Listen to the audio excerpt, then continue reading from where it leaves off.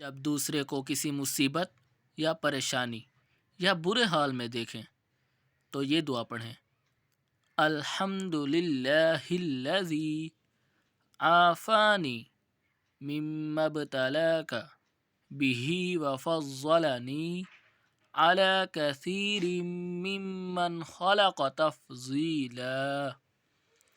الحمد للہ الذی عافانی مما ابتلاک بہ وفضلنی علی کثیر ممن خلق تفضیلا.